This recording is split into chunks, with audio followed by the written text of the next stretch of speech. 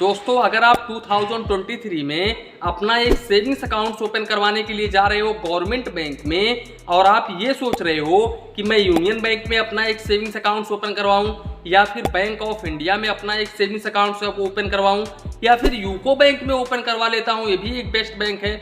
आखिर मैं किस बैंक में अपना एक सेविंग्स अकाउंट ओपन करवाऊं जिसमें मुझे ज़्यादा मिनिमम बैलेंस मेंटेन ना करना पड़े, इसके अलावा ज़्यादा चार्जेस पे ना करना पड़े बैंक को।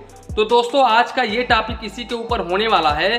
दोस्तों इस वीडियो में हम तीनों ही बैंकों को आपस में कंपेयर करके ये देखेंगे कि इन तीनों बैंकों में से आप लोगों को किस बैंक पे अपना एक सेविंग्स अकाउंट ओपन करवाना चाहिए या फिर नहीं ओपन करवाना चाहिए। तो दोस्तों चलिए वीडियो को स्टार्ट करते हैं। दोस्तों जानकारी के लिए हम आप लोगों को बता दें कि union bank of India, bank of India, इसके अलावा यूको बैंक, ये तीनों ही बैंक गवर्नमेंट सेक्टर के बैंक हैं। और अगर हम पैसे सुरक्षित होने की बात करें तो ये तीनों ही बैंक DICGC से इंश्योर होते हैं। DICGC का पूरा नाम है deposit insurance credit guarantee corporation, जो कि RBI की एक सब्सिडी बॉडी है, जिसके अंतर्गत हर बैंक के हर कस्टमर को 5 लाख रुपए तक का इंश्योरेंस बिल्कुल फ्री में प्रोवाइड किया जाता है। दोस्तों इन तीनों ही बैंकों में से कोई भी एक बैंक कभी भी डूब जाता है तो ऐसे केसेस में आप लोग का 5 लाख रुपए तक का अमाउंट बिल्कुल आसानी तरीके से मिल जाएगा। दोस्तों जानकारी के लिए हम आप लोगों को बता दें कि ये तीनों ही बैंक गवर्नमेंट सेक्टर के बैंक हैं, तो इसलिए हम ये दावे के साथ में कह सकते हैं कि ये बैंक जल्दी डूब ही नहीं सकते हैं। दोस्तों इसके अलावा एलिजिबिलिटी क्राइटेरिया की बात करें तो यहाँ पर इन तीनों बैंकों में आप किसी भी एक बैंक में अपना एक सेविंग्स अकाउंट ओपन करवाते हो तो आप 10 ईयर से यहाँ पर अपना एक सेविंग्स अकाउंट ओपन करवा सकते हो। हालांकि जब आप 10 ईयर से अपना एक सेविंग्स अकाउंट ओपन करवाते हो तो वो अकाउंट पूरी तरह से माइनर के कैटेगरी में होता है और उसके कुछ लिमिटेशंस भी होते हैं। इसके अलावा दोस्तों अगर हम तीनों ही बैंकों के जेन्युइनली सर्विसेज को डिस्कस करें तो दोस्तों यहाँ पर मैं आप लोगों को बता दूं कि यहाँ पर मेरा अकाउंट ना ही तो यूको बैंक में है ना ही तो बैंक ऑफ इंडिया में है, मेरा अकाउंट यूनियन बैंक में है। तो मैं ये कह सकता हूँ कि यूनियन बैंक के जो कर्मचारी होते हैं वो बहुत ही अच्छे होते हैं। दोस्तों मैं जब भी यूनियन बैंक में गया हूँ तो वहाँ पर थोड़ा सा अच्छा व्यवहार करते हैं मेरे से। मैं कभी भी कोई भी काम करवाने के लिए जाता हूं तो बहुत ही जल्द हो जाता है। हालांकि किसी किसी ब्रांच में होता है, ऐसे कर्मचारी होते हैं गवर्नमेंट बैंक में जो आपकी बात नहीं सुनते हैं, तो वो अलग बात है।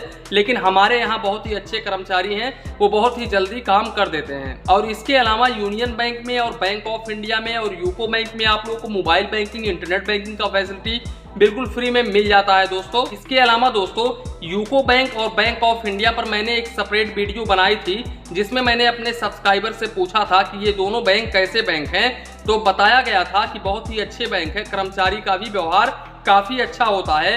वैसे अलग अलग ब्रांच में जैसा कि आप लोग जानते हैं कि ये गवर्नमेंट बैंक है तो अलग अलग ब्रांच में अलग अलग तरह से कर्मचारी व्यवहार करते हैं।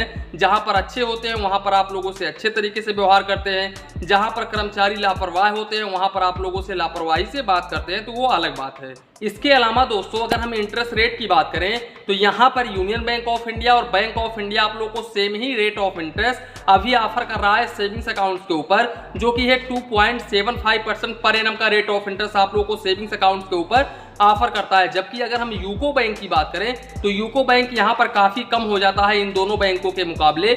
यहाँ पर यूको बैंक आप लोगों को 2.60% का रेट ऑफ इंटरेस्ट ऑफर करता है। लेकिन अगर आप अपने अकाउंट में यूको बैंक में 10 लाख रुपए से ज्यादा का अमाउंट रखते हो तब ऐसे केसेस में यूको बैंक यहाँ पर same rate of interest provide करता है 2.75% का। इसके अलावा दोस्तों अगर हम 1 ईयर FD की बात करें तो यहाँ पर यूको बैंक आप लोग को 1 ईयर FD के ऊपर 6.50% का रेट ऑफ इंटरेस्ट ऑफर करता है। लेकिन मैं यहाँ पर आप लोगों को रिकमेंड करूंगा कि अगर आप यूको बैंक में अपना एक FD ओपन करवाने के लिए जा रहे हो तो आप 444 दिनों का अपना एक FD ओपन करवाएं, क्योंकि अगर आप 444 दिनों का अपना एक FD ओपन करवाते हैं तो यहाँ पर यूको बैंक आप लोग को 7.05% पर एनम का रेट ऑफ इंटरेस्ट ऑफर करता है, तो ये काफ़ी अच्छी बात है। इसके अलावा दोस्तों अगर हम बैंक ऑफ इंडिया की बात करें तो बैंक ऑफ इंडिया यहाँ पर यूको बैंक से काफ़ी ज़्यादा हो जाता है।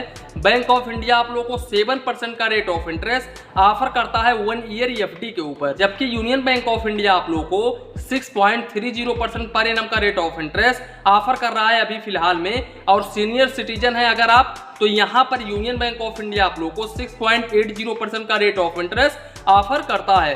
दोस्तों ये रेट ऑफ इंटरेस्ट कम ज़्यादा होता रहता है, तो हम यहाँ पर कुछ कह नहीं सकते हैं। मैं अभी का रेट ऑफ इंटरेस्ट आप लोगों को बता रहा हूँ। हो सकता है जब आप लोग वीडियोस देख रहे हो उस टाइम पर इंटरेस्ट रेट ज़्यादा हो गया हो या फिर कम हो गया हो। इसके अलावा दोस्तों इन तीनों बैंकों में कॉमन बात यह है कि यहाँ पर आप लोगों को bank of India he FD के ऊपर ज्यादा रेट ऑफ इंटरेस्ट ऑफर करता है। इसके अलावा सेविंग्स अकाउंट्स के ऊपर यहाँ पर बैंक ऑफ इंडिया और यूनियन बैंक ऑफ इंडिया ये दोनों ही बेस्ट हो जाता है। यहाँ पर यूको बैंक सेविंग्स अकाउंट्स पर भी कम आप लोगों को रेट ऑफ इंटरेस्ट ऑफर कर रहा है। इसके अलावा 1 ईयर एफडी के ऊपर भी आप लोगों को कम रेट ऑफ इंटरेस्ट ऑफर कर रहा है। अब इसके साथ साथ दोस्तों अगर हम मिनिमम बैलेंस की बात करें तो यहाँ पर एक चीज इन तीनों बैंकों में कॉमन है कि यहाँ पर आप लोगों को क्वार्टरली एवरेज बैलेंस मेंटेन करना होता है इन तीनों ही बैंकों में, यानी कि प्रति 3 महीने में अपना बैलेंस मेंटेन करना होता है। और अगर हम मिनिमम बैलेंस की बात करें तो यहाँ पर आप लोगों को यूको बैंक में रूरल में 500 रुपए, सेमी अर्बन में 1000 रुपीज, वहीं पर अर्बन और मेट्रो सिटीज में आप लोगों को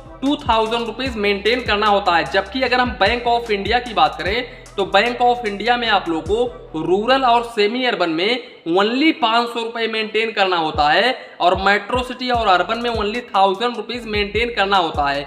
वहीं पर अगर हम यूनियन बैंक ऑफ इंडिया की बात करें तो यूनियन बैंक ऑफ इंडिया में आप लोगों को 250 रुपए मेंटेन करना होता है रूरल में और 500 रुपए आप लोगों को सेमी अर्बन में मेंटेन करना होता है।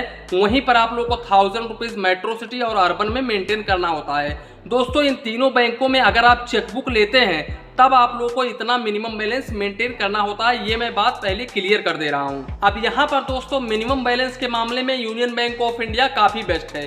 यहाँ पर मैं मानता हूँ कि बैंक ऑफ इंडिया में आप लोगों को रूरल और सेमी अर्बन में 500 रुपए मेंटेन करना होता है, जबकि यहाँ पर यूनियन बैंक ऑफ इंडिया में आप लोगों को रूरल में 250 रुपए मेंटेन करना होता है। तो ये यहाँ पर यूनियन बैंक ऑफ इंडिया आप लोगों से मिनिमम बैलेंस काफी कम ले रहा है। इसके अलावा दोस्तों अगर हम मिनिमम बैलेंस चार्जेस की बात करें तो मिनिमम बैलेंस चार्जेस में ओनली 10-20 रुपए का ही फर्क आप लोगों को देखने को मिलेगा। यहाँ पर इन तीनों ही बैंकों में काफी सेम आप लोगों को यहाँ पर मिनिमम बैलेंस चार्जेस देखने को मिल जाएगा। दोस्तों अगर हम पूरी तरह से सर्विस चार्जेस को डिस्कस करेंगे इस वीडियो में तो ये वीडियो काफी ज्यादा लंबा हो जाएगा, जिसके लिए दोस्तों इसको मैं स्किप कर रहा हूँ। इसके अलावा दोस्तों अगर हम चेकबुक की बात करें तो यहाँ पर यूको बैंक आप लोग को पर हाफ ईयर 20 पेज का चेक बुक बिल्कुल फ्री में ऑफर करता है एसबी अकाउंट्स होल्डर को। इसके अलावा बैंक ऑफ इंडिया आप लोगों को 25 पेज का चेक बुक पर फाइनेंशियल ईयर बिल्कुल फ्री में ऑफर करता है और वहीं पर यूनियन बैंक ऑफ इंडिया आप लोगों को 20 पेज का चेक बुक पर फाइनेंशियल ईयर बिल्कुल फ्री में ऑफर करता है। तो यहाँ पर बैंक ऑफ इंडिया काफी बेस्ट हो जाता है चेक बुक के मामले में।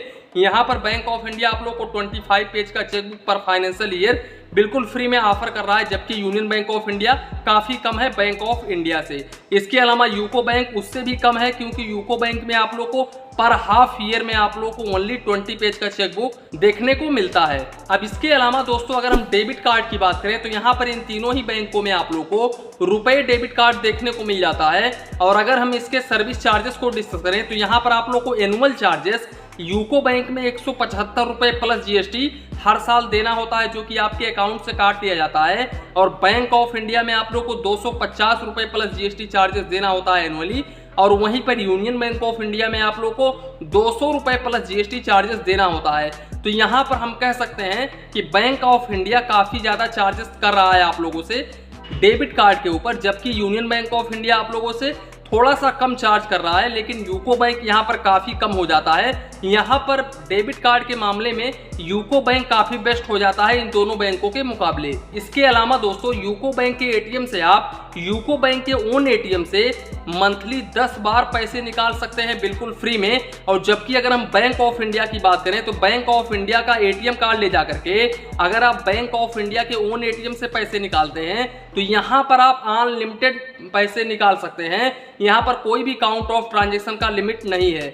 इसके अलावा यूनियन बैंक ऑफ इंडिया के एटीएम से अगर आप पैसे निकालते हैं यूनियन बैंक ऑफ इंडिया के ओन एटीएम से, तब यहाँ पर आप मंथली 8 बार पैसे निकाल सकते हैं। तो यहाँ पर बैंक ऑफ इंडिया बेस्ट हो जाता है। भले ही बैंक ऑफ इंडिया आप लोगों को डेबिट कार्ड चार्जेस के ऊपर काफ़ी ज़्यादा चार्जेस ले रहा है, ये मैं मानता हूँ, लेकिन यहाँ पर आप इनके एटीएम से जितने बार चाहें उतने बार पैसे निकाल सकते हैं बिल्कुल फ्री में। तो यहाँ पर ये एक सुविधा यानी कि फीचर्स प्रोवाइड कर रहा है आप लोगों को। इसके अलावा दोस्तों इन तीनों ही बैंकों का एटीएम कार्ड ले जाकर के किसी दूसरे बैंक के एटीएम से पैसे निकालते हैं तो ऐसे केसेस में आप मंथली में 5 बार पैसे निकाल सकते हैं और मेट्रो सिटी से आप 3 बार पैसे निकाल सकते हैं फाइनेंशियल और नॉन फाइनेंशियल में। अब दोस्तों यहाँ पर आप लोगों ने समझ लिया कि इन तीनों बैंकों में क्या क्या डिफरेंस है। अब आप लोगों को ये डिसाइड करना है कि हम अपना सेविंग्स अकाउंट किस बैंक में ओपन करेंगे। वैसे तो यहाँ पर मुझे काफ़ी अच्छा जो लगा है वो है यूनियन बैंक ऑफ इंडिया दोस्तों। वैसे आपकी क्या राय है आप कमेंट बॉक्स में कमेंट जरूर करें। वैसे दोस्तों ये तीनों ही बैंक काफ़ी बेस्ट बैंक हैं। आप इन तीनों बैंकों में से किसी भी एक बैंक में अपना एक सेविंग्स अकाउंट ओपन करवा सकते हैं। मैं ये बिल्कुल भी नहीं कह रहा हूँ कि ये बैंक बेकार है वो बैंक बेकार है। मैं ओनली एजुकेशन पर्पस के हिसाब से मैं आप लोगों के लिए ये वीडियो लेकर के आया हूँ कमेंट के ऊपर। तो दोस्तों आशा करता हूं कि इन तीनों ही बैंकों के रिलेटेड जो भी आप लोग के मन में सवाल और डाउट था वो बिल्कुल भी क्लियर हो गया होगा इस वीडियो में। तो इसी के साथ में वीडियो समाप्त करते हैं। वीडियो पसंद आया हो तो प्लीज़ वीडियो को एक लाइक करिए और अपने चैनल फाइनेंस बैंकिंग को सब्सक्राइब करिए। मन में कुछ डाउट हो कंफ्यूजन हो तो प्लीज़ कमेंट करिए। धन्यवाद, मिलते हैं नेक्स्ट वीडियो में।